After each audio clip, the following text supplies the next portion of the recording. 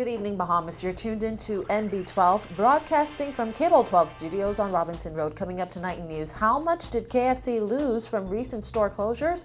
Only NB12 can tell you. Another murder occurred early this morning. A major water main bursts as work continues on the airport gateway project. Plus, hear the life story of a Holocaust survivor. We've got those stories and so much more coming up. I'm Paige Ferguson, and NB12 starts right now.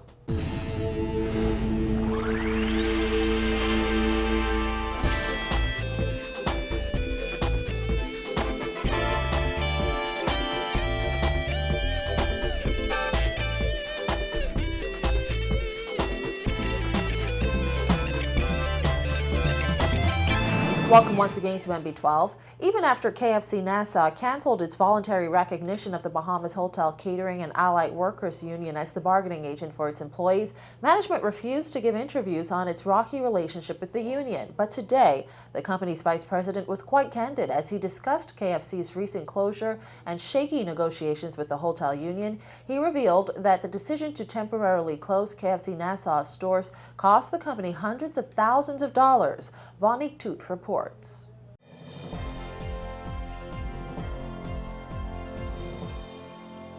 When KFC Nassau locked its doors for more than a week, it didn't just hurt those employees who were never paid for that period.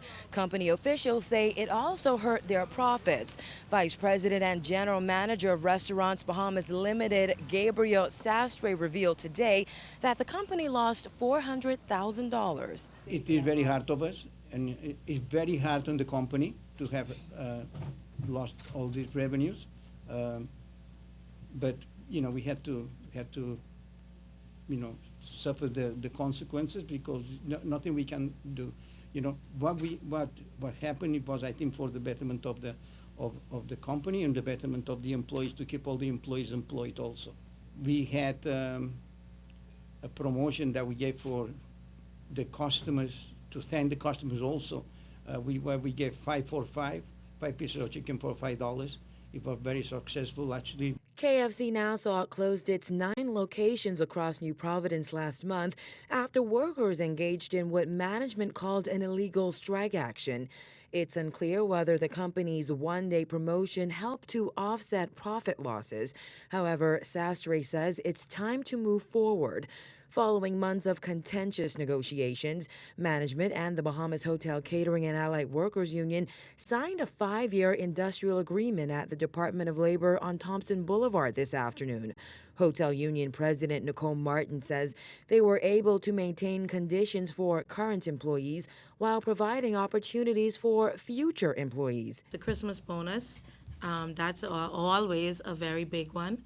We were very concerned. We didn't want to come back to the table in a couple of months to talk about Christmas bonuses again. And so we were able to come up with a scale so that incrementally we'll get back to the 2.5 weeks before the end of the contract. Of course, wages, there were improvement in the wages the last 2 years of the contract. We were in a very shaky situation at the beginning, but right now, the way we had done, the concessions that the union have been able to give us will keep us, I would say, completely alive, but we are going to do much better than we have been doing in the past. The increase in base wages during the last 2 years of the 5-year contract will help to give the company some breathing room in this economic climate. There is still one matter that hasn't been settled, though. KFC Nassau still refuses to pay employees for those days stores were closed. Well, our attorney is still doing what he has to do.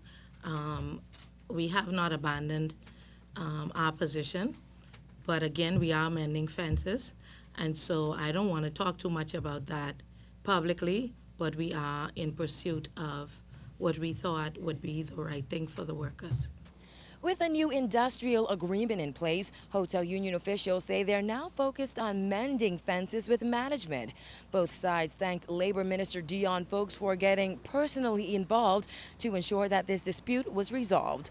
Reporting for NB12, I'm Vonique Toot. Well, Well, the Bahamas Prison Officers Association, which represents about 347 prison officers today, put the government on notice of possible industrial action if outstanding matters are not addressed. Back in May, the National Congress of Trade Unions Bahamas was asked to intervene in a volatile situation between HMP management and the executives and members of the BPOA. During that meeting, both sides agreed to work together in the best interest of HMP and agreed to address a number of outstanding matters, including repairs to the female prison, alleged improper management of officers, no running water throughout the entire facility, insufficient drinking water for staff, mold throughout the prison, and failure to appoint a staff psychiatrist.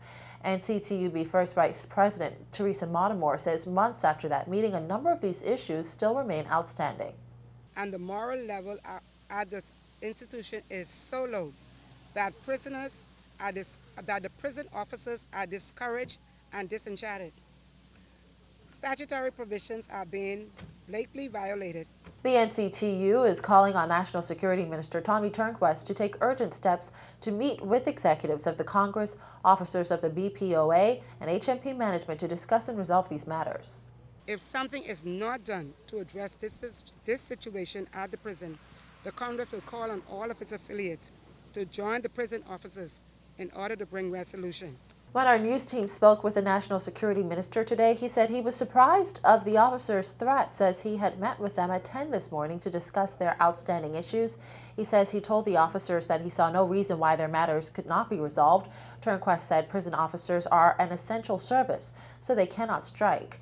Dozens of National Insurance Board workers are protesting overtime work, allegedly without proper compensation, while management reportedly refuses to keep the union abreast of new developments at the board. President of the Union of Public Officers, Jerome Swan, spoke on behalf of about 60 inspectors at the board, who says they have taken on additional responsibilities in the past few years and months.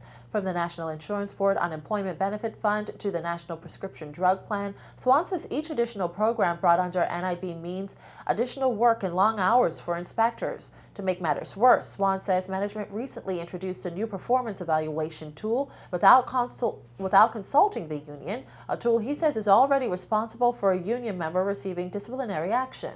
Most recently, there was a document in the form of, I think we can call it, that's being used here, than an evaluation tool.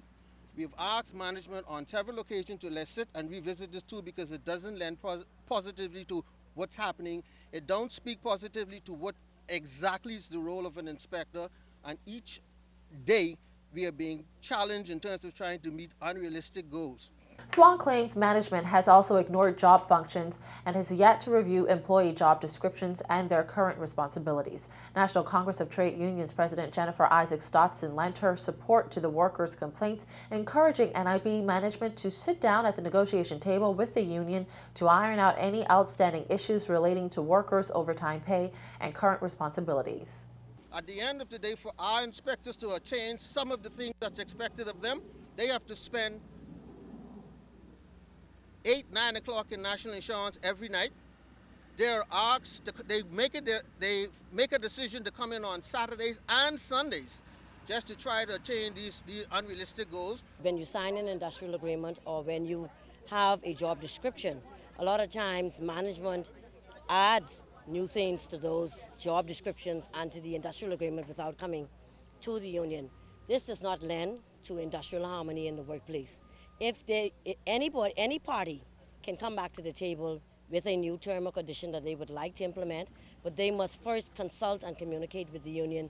NIB Director Algernon Cargill tells our news team that management was very surprised to learn of this afternoon's protest.